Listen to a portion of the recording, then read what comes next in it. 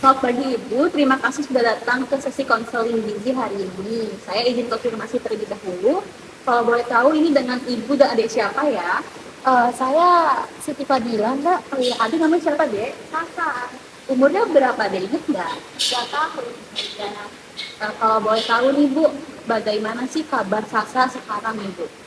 Untuk sekarang sih alhamdulillah sudah agak mendingan gitu ya, Mbak. Udah nggak mual, muntah sama mencretnya tuh udah enggak. Cuma ya gitu, apa ya, makannya tuh ya masih agak susah gitu sih, Mbak. Oh iya, syukurlah kalau sudah membaik ya Ibu. Kalau saya lihat dari catatan medis, Sasa itu sempat mengalami diare akut dengan dehidrasi sedang ya Ibu. Iya benar. Dan sempat dirawat di rumah sakit. Iya. Sekarang saya ini ingin membantu Sasa untuk pulih total dan kembali optimal. Nah, kalau misalkan saya pelajari dari pola dietnya Sasa, secara umum itu sudah ada kebiasaan makan utama dan selingan. Tapi kita perlu sedikit perbaiki agar Sasa itu makin kuat. Apalagi setelah kehilangan berat badan 1 kg dalam 3 bulan terakhir. Nah, gini Bu. Jadi kalau misalkan nih Sasa setelah Sasa diare, tubuhnya itu bakal kehilangan banyak cairan dan zat gizi, terutama itu energi, protein, dan juga elektrolit yang penting.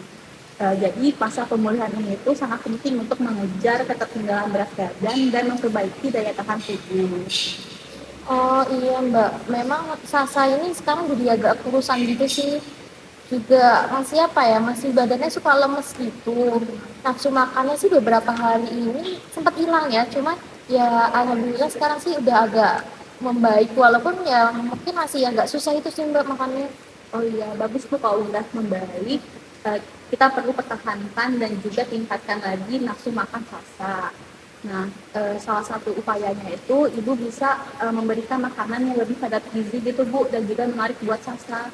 Kalau misalkan saya boleh kasih contoh, itu seperti bubur ayam yang lembut, itu bisa ditambahkan dengan sayur halus, dan juga bisa opsi lain itu ada nasi tim dengan lauk lunak gitu Bu. Nah, ini juga perlu ingat kalau misalkan buah dan sayur itu tetap penting, tapi perlu pilih yang aman buat saluran cerna Sasa gitu. Oh gitu ya Mbak. Kalau misalkan saya lihat dari catatan, Sasa ini makannya makan nasi 3 kali sehari, tapi porsinya baru sekitar 1 centong gitu ya Bu. Proteinnya itu cukup bervariasi, tapi saya lihat sayur dan buahnya belum konsisten ya Ibu. Sasa kalau misalkan jajan sukanya apa Bu?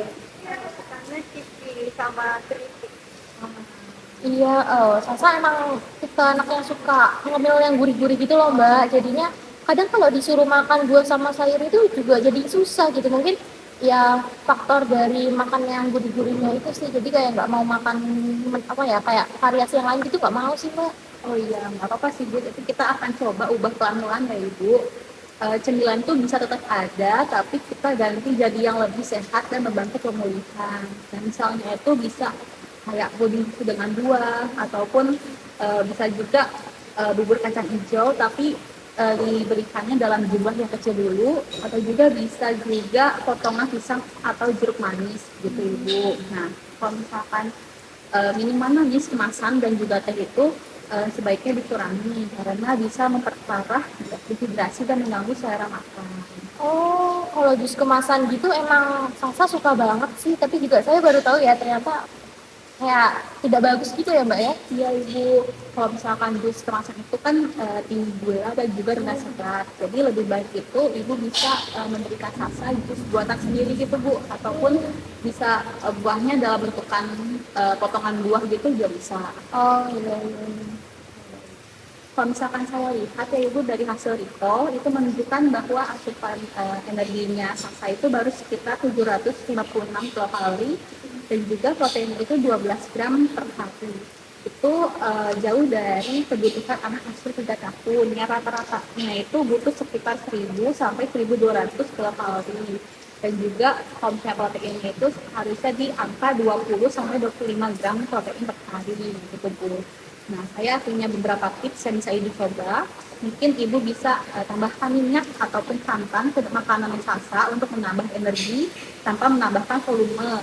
Bisa juga ibu menggunakan lauk protein hewani setiap makan, walau itu hanya 1 sampai 2 sendok, itu sudah sangat membantu ibu. Oh iya. Ya, dan juga ibu juga bisa memberikan selingan bergizi minimal 2 kali per hari seperti telur rebus kecil, tahu goreng, ataupun bubur sereal gitu ibu. Oh, jadi gimana ya Mbak? Masalah itu gini, Sasa itu kalau makan tuh yang kayak mirip-mirip gitu loh Mbak. Jadinya saya juga sampai bingung gitu kayak aduh mau ngasih makan apa kayak gitu loh. Ada mungkin Mbak ada solusi atau gimana Oh Bu? ya, itu sangat umum sih Bu. Kuncinya itu ada di ya, terus Ibu terus mencoba dan juga mencoba itu bisa dalam bentuk yang berbeda Ibu. Misalkan kalau misalkan Sasa menolak sayur bayam, itu bisa dicampur dengan nugget buatan sendiri ataupun bisa jadi campuran di blok dadar gitu bisa juga Ibu. Oh gitu ya Mbak. Ini untuk Sasa kita bisa pantau pertambahan berat badannya itu minimal setiap 1 sampai 2 minggu Ibu selama masa pemulihan. Saya akan berikan contoh menu sehari penuh yang bisa Ibu coba. Jangan lupa untuk tetap ajak Sasa makan bersama keluarga karena suasananya menyenangkan pun bisa membantu nafsu makannya. Oh gitu ya Mbak ya. Oke, terima kasih Mbak. Jadi saya sekarang agak lebih paham gitu sih Mbak. Oh iya, untuk mempermudah gambarannya Ibu, saya di sini ada poster, saya izin untuk mengambilnya ya Ibu. Oh iya. Jadi seperti yang sudah saya jelaskan sebelumnya, kalau misalkan untuk adik Salsa ada dehidrasi, jadi kalau misalkan ada tanda-tanda yang diberikan tubuh kalau misalkan adanya dehidrasi berat di tubuh, salah satunya itu ya misalkan sedikit atau tidak adanya buang air kecil ataupun bisa sampai kejang gitu Ibu. Ya, terus juga untuk mengatasi diare itu bisa dilakukan di rumah Ibu. Nah kan Dek Salsa tadi umurnya 3 tahun ya Dek. Iya. Itu bisa untuk memberikan oralit di 100 sampai 200 mili per BAB gitu Ibu. Dan juga Ibu bisa memberikan zinc yang mana kalau misalkan dalam 3 tahun itu direkomendasikan itu di 20 mg per hari itu sekitar 1 tablet. Dan juga nih misalkan Ibu melihat Sasa itu kayak sangat lemas ataupun ada muntah gitu Bu, itu bisa dirujuk langsung ke fasilitas kesehatan terdekat untuk diperiksa lebih lanjut gitu. Oh gitu ya. Jadi itu ternyata memang diare itu bahaya banget gitu ya Mbak ya. Iya Ibu bisa fatal kalau misalkan nggak segera ditangani. Oh iya. Iya. Baik Ibu, jadi konseling gizi hari ini sudah cukup. Sebelum saya tutup, apakah ada bagian yang ingin Ibu tanyakan sebelumnya? Kayaknya nggak ada sih Mbak, udah cukup banget ya. Terima kasih ya Mbak ya. Ya, sama-sama Ibu. Nanti kita jadwalkan lagi kontrol itu di 2 minggu ke depan ya Ibu. Dan juga Ibu jangan ragu untuk hubungi kami kalau misalkan di Sasa itu mulai menolak makan lagi atau menunjukkan gejala sakit gitu Ibu. Oh iya Mbak ya. Terima kasih Ibu. Ya terima kasih Mbak.